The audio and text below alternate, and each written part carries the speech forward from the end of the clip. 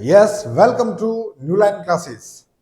आज की क्लास में मैं आपको अध्याय 1 की एक्सरसाइज 1.2 सॉल्व करवाऊंगा, जिसका पहला ही प्रश्न है, सिद्ध कीजिए कि √5 एक अपरिमेय संख्या है। बहुत फेमस क्वेश्चन, हर साल एग्जाम में आने वाला क्वेश्चन, जो आपको 3 से 4 अंक देगा। तो मेरे साथ इसको बहुत अच्छे तरीके से, बहुत आसान भाषा में समझने का प्रयास करिए, ताकि आपके 4 के 4 अंक यहीं से फिक्स हो जाए। सिद्ध कीजिए कि 105 कैसी संख्या है, अपरिमेय। आप भी कहोगे सर ये अपरिमेय तो है, ये तो हमने इंट्रोडक्शन क्लास में जान लिया था, अब इसको सिद्ध भी करना है। अब सिद्ध करो कैसे भी करके। तो मैं ऐसे करता हूं, √5 को पहले परिमेय संख्या मान लेता हूं। क्या मान लेता हूं? परिमेय संख्या मान लेता हूं। फिर इसको परिमेय की कंडीशन के हिसाब से सॉल्व करूंगा। अगर ये परिमेय की कंडीशन के हिसाब से सॉल्व हो जाता है तो ठीक, अगर उसके विपरीत जाता है तो अपन बोल देंगे कि सर अपरिमेय है, ये परिमेय होगा नहीं। तो सबसे पहले मैं लिखता हूं कि माना कि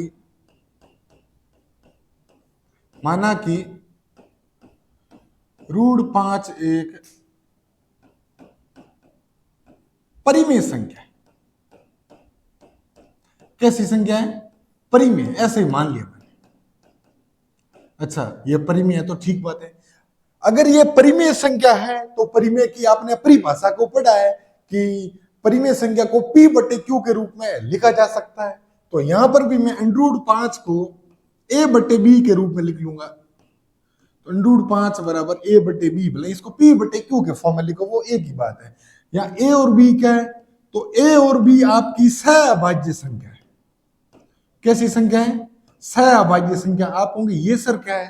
तो ये मैंने इंट्रोडक्शन क्लास में बताया आपको, ऐसी दो संख्याएं जिनका कोई कॉमन गुणनखंड नहीं हो, जिनका कोई कॉमन गुणनखंड नहीं हो, मतलब A और B कोई भी समान संख्या से विभाजित नहीं हो सकती।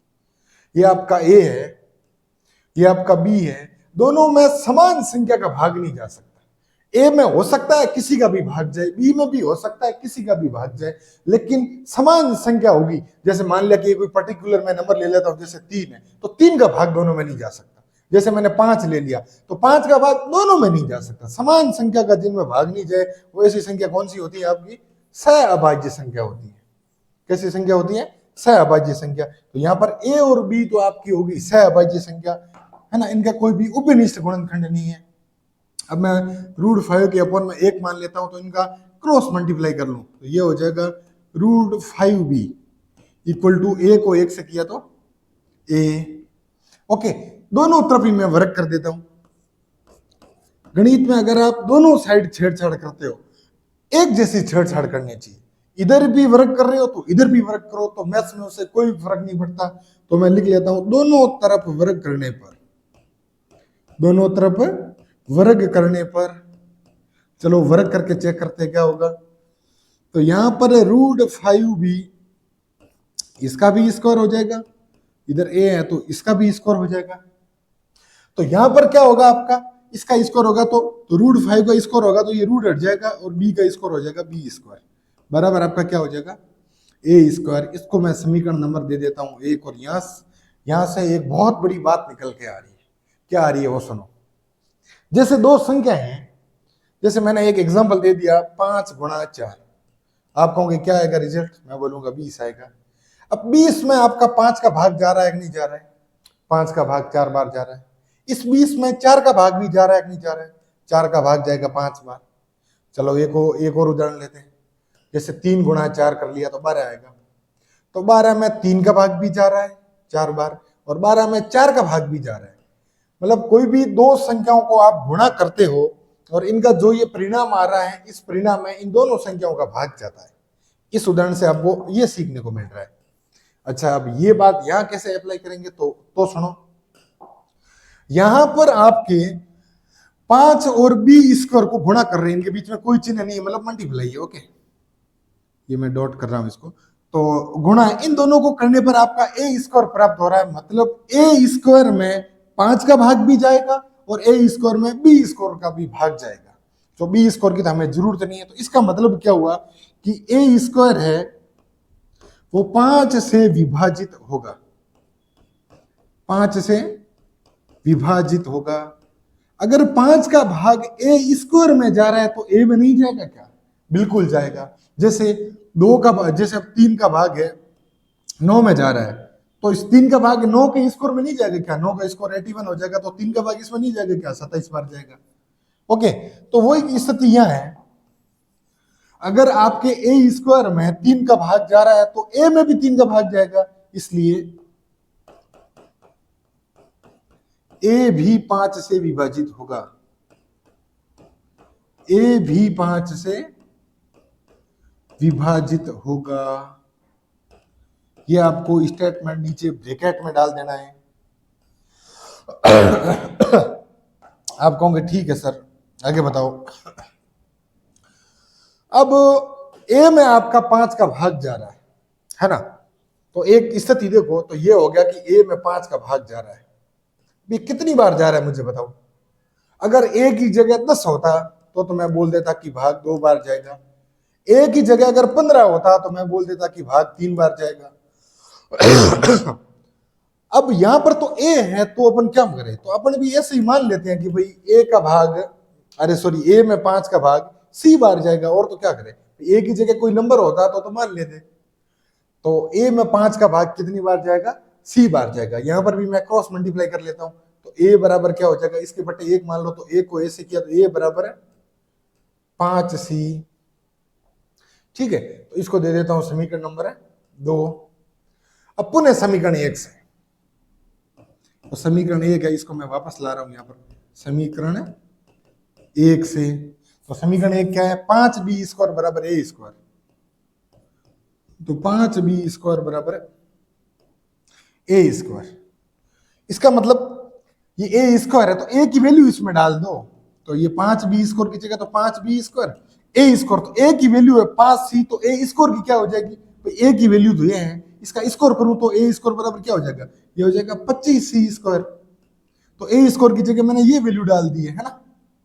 तो यहां से ये कट जाएगा, तो 5 का भाग 5 में 1 बार और 25 में 5 बार, तो इधर हो जाएगा b स्क्वायर बराबर 5c स्क्वायर। ये चीज समझ में आ रही है कि नहीं आ रही है? इधर मैंने इनको काट दिया है ना, ऐसे भी समझ लो कि भाई 5 इधर गुणा में तो उधर भाग में जाएगा, तो 5 का भाग 25 में 5 बार, तो b स्क्वायर बराबर 5c स्क्वायर हो जाएगा। इसको मैं समीकरण नंबर 2 दे देता हूं। अब समीकरण 2 से क्या रिजल्ट आपके सामने आ रहा है? वही 5 और c स्क्वायर को आप गुणा कर रहे हो तो आपका b स्क्वायर आ रहा है। मतलब b स्क्वायर में 5 का भाग भी जाएगा और b स्क्वायर में आपका c स्क्वायर का भी भाग जाएगा। c स्क्वायर की हमें जरूरत नहीं है। इसका मतलब इससे ये निकल कर आ रहा है कि b स्क्वायर 5 से विभाजित होगा। b स्क्वायर 5 से विभाजित होगा। अगर b स्क्वायर 5 से विभाजित हो रहा है तो फिर b क्यों नहीं होगा? इसलिए b भी 5 से विभाजित होगा। b भी 5 से विभाजित होगा। देखो ये तो विरोधाभास हो गया। यहां पर आप कहोगे क्यों सर? शुरू में हमने बोला कि a और b सहअभाज्य संख्या है। सहअभाज्य संख्या मतलब ऐसी संख्या जिनमें कोई भी समान संख्या का भाग नहीं जाए एक के अलावा। यहां तो a में भी 5 का भाग जा रहा है और यहां b में भी 5 का भाग जा रहा है। a और b दोनों में समान संख्या 5 का भाग जा रहा है, जबकि नहीं जाना चाहिए। सहअभाज्य संख्या की जो कंडीशन है, इसकी परिभाषा है, उस हिसाब से तो भाग नहीं जाना चाहिए। इसका मतलब ये तो उल्टा हो रहा है, तो ये विरोधाभास हो रहा है। विरोधाभास क्यों हो रहा है? क्योंकि यहां पर हमने ये गलत ही माना है, इसको परिमेय माना है। अगर परिमेय नहीं मानते तो ऐसा होता ही नहीं। इसका मतलब ये परिमेय है ही नहीं, विरोधाभास है। परिमेय नहीं है तो क्या होगी? यह परिमेय होगी। अतः यह विरोधाभास की स्थिति है। अतः यह विरोधाभास की स्थिति है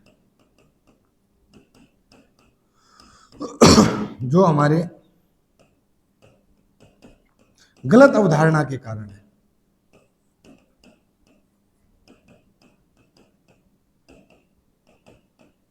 गलत अवधारणा के कारण है। अतः √5 एक अपरिमेय संख्या है। कैसी संख्या है? अपरिमेय संख्या है। शायद मुझे लग रहा है कि यह प्रश्न आपको बहुत आसान भाषा में मैंने समझाने का प्रयास किया है और आपको बहुत अच्छे से समझ में आ गया होगा। इस क्वेश्चन में आपके किसी तरह का कोई कंफ्यूज रहता है तो आप कमेंट के रूप में मुझे बताइए, मैं आपको इस प्रश्न को फिर से समझाने का प्रयास करूंगा। अब अपन दूसरा प्रश्न करने का प्रयास करते हैं। सिद्ध कीजिए कि 3 + 2√5 एक अपरिमेय संख्या है। वही पिछले क्वेश्चन की तरह इसको भी वैसे का वैसे सोल्व करना है। तो शुरू में इसको भी परिमेय संख्या मान लेते हैं। तो माना कि 3 + 2√5 एक परिमेय संख्या है। कैसी संख्या है? एक परिमेय संख्या है। अच्छा, ये परिमेय संख्या है तो इसको फिर से a/b के रूप में आप लिख सकते हो। तो 3 + 2√5 बराबर हो गया आपका a/b। a और b आपके क्या है? सहअभाज्य संख्या है। ए और बी सहअभाज्य संख्या भी है, वैसे देखो तो ये पूर्णांक भी है आपके, है ना। पूर्णांक क्या है अभी आगे बताता हूं आपको। तो ऐसे प्रश्नों में आपको क्या करना पता है, यहां पर जो रूट वाली संख्या है ना, इसके अलावा जो भी संख्या इसके साथ में सबको बराबर के इधर भेज दो, राइट साइड में भेज दो। जो भी संख्या इसके साथ में आ रही तो अपन स्टेप बाय स्टेप एक एक को इधर भेजने का प्रयास करते हैं। पहले 3 को इधर भेज देंगे तो ये क्या हो जाएगा, 2√5 बराबर 3, इधर प्लस का है तो बराबर के इधर आ जाएगा तो क्या हो जाएगा, माइनस का हो जाएगा, तो -3। पहले इसको थोड़ा सोल्व कर लेते हैं। तो 2√5 इक्वल टू क्या हो गया, इसके बट्टे में 1 मान लिया, 1 को a से किया तो a, और 3 को b से मल्टीप्लाई किया तो 3b, एंड b को 1 से किया तो b। अब 2 इधर मल्टीप्लाई में है, मतलब गुणा में है, इधर आएगा तो भाग में। तो सॉरी, यहां बच जाएगा √5 इक्वल टू a - 3b बट्टे 2b। अब आप कहोगे अब क्या है तो आपके a और b तो क्या है, पूर्णांक है। पूर्णांक का मतलब क्या हुआ, देखो पूर्णांक के बारे में छोटी सी जानकारी दे देता हूं। पूर्णांक देखो, इसके नाम में ही पता चल रहा है पूर्णांक, तो पूर्णांक मतलब पूर्ण धनांक, पूरा अंक होना चाहिए। पूरा अंक कैसे, जैसे ये आपकी जो भी नंबर लाइन पर अंक आते हैं ना, जैसे 0, 1, 2, -1, -2, ये सारे अंक पूर्णांक होते हैं। इसमें दशमलव वाले अंक नहीं होने चाहिए। भले ही प्लस का 5 हो तो भी पूर्णांक है, माइनस का 5 हो तो भी पूर्णांक है, 0, 20, -40, ये सारे पूर्णांक है। बस इसमें दशमलव वाले अंक नहीं होने चाहिए। जैसे कि भाई 1.4 आ गया तो ये पूर्णांक नहीं है आपका। समझ गया बात को? तो यहां पर आपके a और b पूर्णांक भी है ना।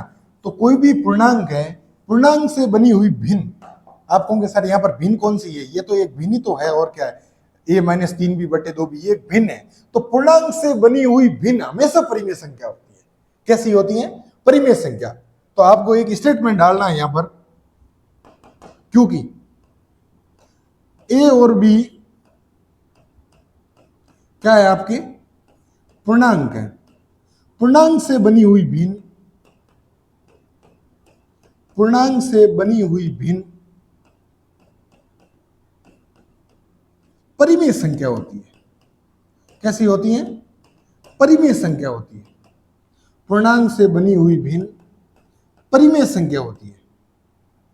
तो अच्छा, तो यहां पर आपकी ये भिन्न बन रही है, इसलिए a-3b अपॉन 2b एक परिमेय संख्या होगी, एक परिमेय संख्या होगी। अच्छा, ये तो हो गई आपकी परिमेय संख्या। √5 कैसी संख्या है, √5 तो आपकी अपरिमेय है, ये तो आप पहले से जान रहे हो। √2, √3, √5, √7 ये सभी की सभी आपकी अपरिमेय संख्या है, क्योंकि √5 एक अपरिमेय संख्या है।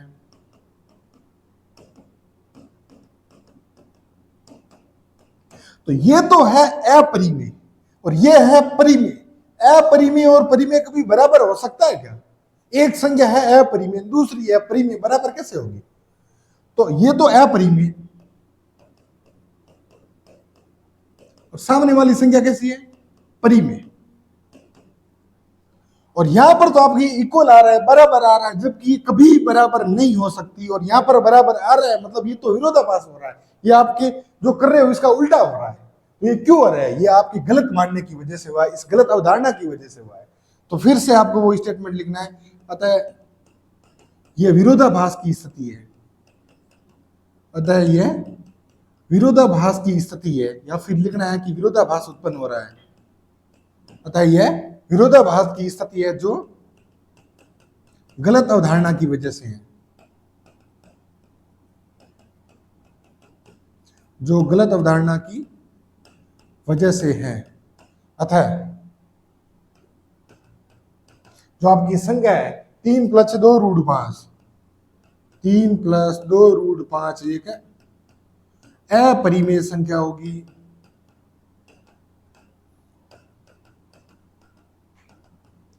कैसी संख्या होगी? अपरिमेय संख्या होगी। तो ये भी प्रश्न आपका बोर्ड एग्जाम के पॉइंट ऑफ व्यू से काफी इंपॉर्टेंट है। कई बार ये भी प्रश्न आपका 1 या 2 अंकों में पूछा जाता है, लगभग 2 अंकों में पूछा जाता है। तो इसको भी आप बहुत अच्छे से तैयार करिए, है ना, ताकि बोर्ड एग्जाम में आए तो आपके 1 या 2 अंक आपको मिल सके। अब अपन नेक्स्ट क्वेश्चन करने का प्रयास करते हैं, जो आपका लास्ट क्वेश्चन रहेगा। सिद्ध कीजिए कि निम्नलिखित संख्याएं एक अपरिमेय संख्या है। इसमें आपके 2-3 पार्ट दिए हुए हैं, तो इनको फटाफट करने का प्रयास करते हैं। पहला है आपका 1/√2, है ना। तो इसको भी पहले मान लो। तो माना कि 1/√2 एक परिमेय संख्या है। कैसी संख्या है? परिमेय संख्या है। परिमेय संख्या है तो आप इसको a/b या p/q के रूप में लिख सकते हो। तो मैंने a/b के रूप में लिख लिया। a और b क्या है आपके? ये आपके पूर्णांक भी हैं और सहअभाज्य संख्या भी है।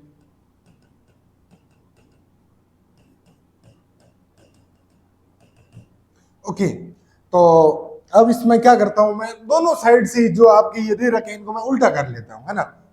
भले ही ऐसे करो तो भाई दोनों साइड से उल्टा करो तो यहाँ पर कोई फर्क नहीं पड़ता है। एंड अगर आप इनका क्रॉस मल्टीप्लाई करके करना चाह रहे हो तो भी कर दो, भले क्रॉस मल्टीप्लाई कर लो। b को 1 से करो तो b आ गया, और √2 को ऐसे किया तो √2a।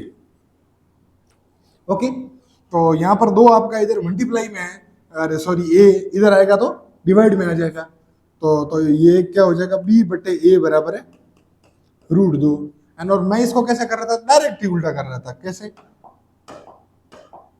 मैं इनको सीधा ही उल्टा कर रहा था। तो ऐसे करो तो भी चलता है आपका, इसको डायरेक्ट ही उल्टा कर लो। तो ये क्या हो जाएगा, √2 बराबर क्या हो जाएगा, b/a, है ना। ये ऐसे हो गया। तो यहां पर आपको सीधा सीधा पता चल रहा है कि b/a, b और a तो पूर्णांक है और पूर्णांक से भिन्न बन रही है। तो पूर्णांक से बनी हुई भिन्न हमेशा परिमेय संख्या होती है, क्योंकि a, b क्या है, पूर्णांक है। इसलिए b/a तो आपका क्या हो जाएगा, b/a एक परिमेय संख्या होगी। क्यों होगी? क्योंकि ये पूर्णांक से बनी हुई भिन्न है। b/a एक परिमेय संख्या होगी। दूसरा, √2 कैसी संख्या है, अपरिमेय संख्या है, जो आप पहले से ही जान रहे हो। क्योंकि, या फिर ऐसे लिख लो, हम जानते हैं कि, या फिर क्योंकि डाल दो, क्योंकि √2 एक अपरिमेय संख्या है। √2 कैसी संख्या है, एक अपरिमेय संख्या है। ये तो है अपरिमेय, ये है परिमेय, और दोनों बराबर आ रहा है। ये कभी हो सकता है? कभी नहीं हो सकता। तो ये तो अपरिमेय बराबर परिमेय आ रहा है ना। तो अपरिमेय बराबर परिमेय आ रहा है। ऐसा हो सकता है क्या? ऐसा नहीं होता है, ये कभी बराबर नहीं होता। और यहां पर आपके बराबर आ रहा है, ये तो है परिमेय और ये है अपरिमेय। तो ये क्यों आ रहा है? ये हमारे गलत अवधारणा की वजह से आ रहा है। ये विरोधाभास हो गया है। यहां पर तो बराबर आ रहा है और जबकि बराबर नहीं होना चाहिए। ये है अपरिमेय संख्या, ये है परिमेय, ये बराबर नहीं होनी चाहिए, जबकि बराबर आ रही है। बराबर आ रही है, दैट मीन्स ये विरोधाभास की स्थिति है, जो आपके गलत अवधारणा की वजह से है। तो फिर वही स्टेटमेंट आपको फिर से लिखना है, अतः ये विरोधाभास उत्पन्न हो रहा है, या फिर विरोधाभास की स्थिति है। अतः यह विरोधाभास की स्थिति है जो गलत अवधारणा की वजह से है, जो गलत अवधारणा की वजह से है। अतः 1/√2 एक अपरिमेय संख्या होगी। कैसी संख्या होगी? अपरिमेय संख्या। तो जो आपका थर्ड क्वेश्चन था, इसका मैंने पहला पार्ट आपको पूरा कंप्लीट करवा दिया है। मुझे लग रहा है कि आपको बहुत इजी और अच्छे से समझ में आ गया होगा। अब अपन इसका सेकंड पार्ट करने का प्रयास करते हैं। 7√5 इसको भी अपरिमेय सिद्ध करना है आपको। तो वही हर बार की तरह इसको भी मान लो। माना कि 7√5 कैसी संख्या है? एक परिमेय संख्या है।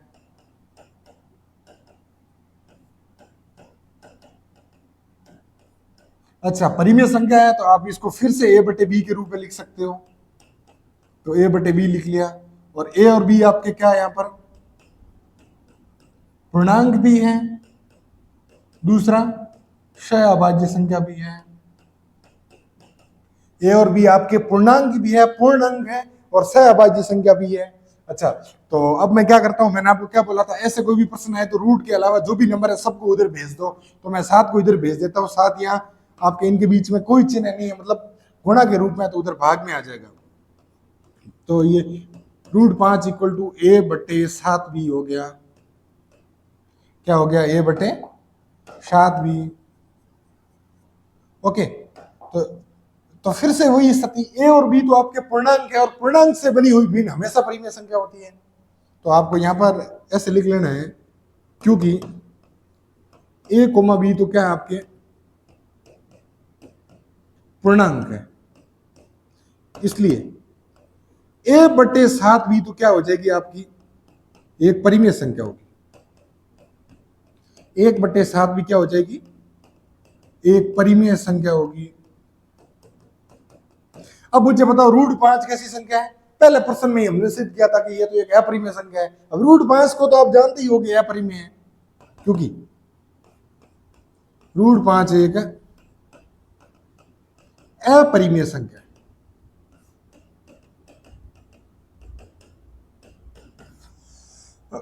ये तो फिर से विरोधाभास हो गया है। ये तो है आपका अपरिमेय और ये है परिमेय।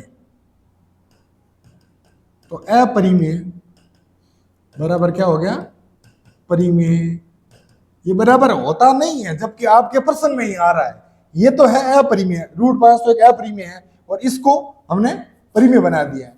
तो अपरिमेय बराबर परिमेय, ये तो कभी हो ही नहीं सकता, जबकि यहां आ रहा है। ये बराबर नहीं होना चाहिए। इसका मतलब ये विरोधाभास की स्थिति है। ये विरोधाभास की स्थिति, ये विरोधाभास क्यों हुआ है? ये हमारी इस गलत अवधारणा की वजह से हुआ है कि शुरू में हमने इसको परिमेय संख्या मान लिया। बाकी ये बराबर नहीं आना चाहिए। यहां पर तो ये बराबर आ रहा है, तो फिर से ही वो स्टेटमेंट डालना है। अतः ये विरोधाभास की स्थिति है। अतः ये विरोधाभास की स्थिति है, जो गलत अवधारणा की वजह से है, जो गलत अवधारणा की वजह से है। अतः आपकी जो संख्या है 7√5 एक अपरिमेय संख्या होगी।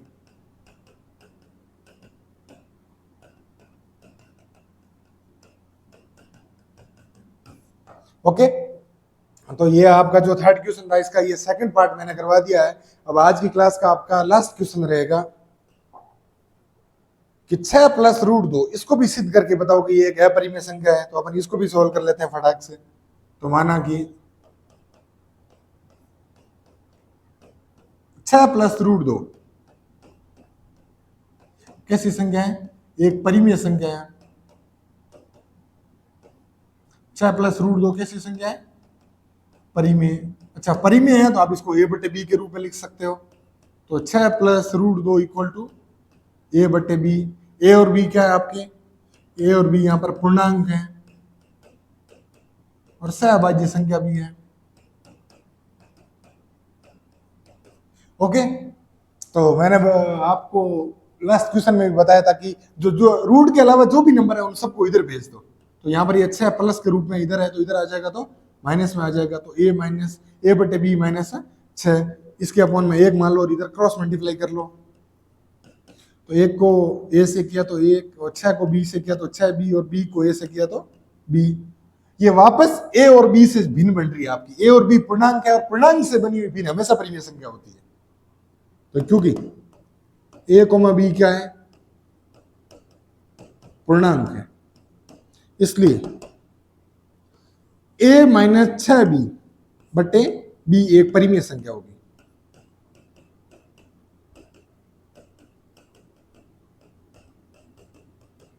अच्छा, ये तो परिमेय होगी। और रूट 2 कैसी संख्या है, ये तो अपरिमेय है। इसका सबसे फेमस एग्जांपल है अपरिमेय का, तो क्योंकि रूट 2 एक अपरिमेय संख्या है।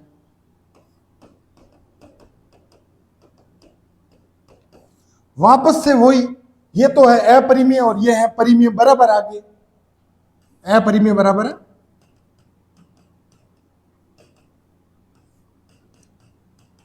इक्वल टू परिमेय। अपरिमेय है ये तो, ये है परिमेय, ये बराबर नहीं होने चाहिए जबकि बराबर आ रहे हैं, है ना। ये इक्वल कभी नहीं होते, और यहां पर आपके इक्वल आ रहा है, दैट मींस ये विरोधाभास की स्थिति है। कैसी स्थिति है, विरोधाभास की है, अतः यह विरोधाभास की स्थिति है।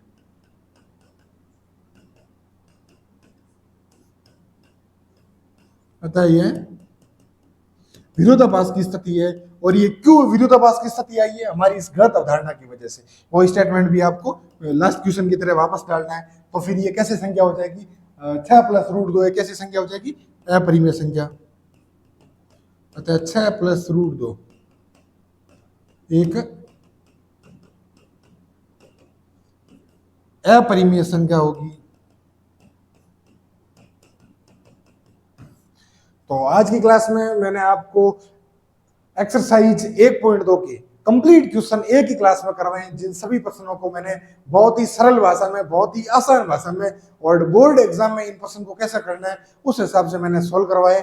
और मुझे पूरी उम्मीद है कि ये क्लास आपको पसंद आएगी। अगर ये क्लास आपको पसंद आती है तो अपने दोस्तों के साथ, अपने क्लासमेट के साथ जरूर शेयर करिए। और अगर आप पहली बार हमारे चैनल पर विजिट कर रहे हैं तो चैनल को सब्सक्राइब जरूर करें और बेल आइकन बटन को प्रेस करें, ताकि कोई भी इंपॉर्टेंट वीडियो हो उसका नोटिफिकेशन आप तक मिल जाए। Thank you very much.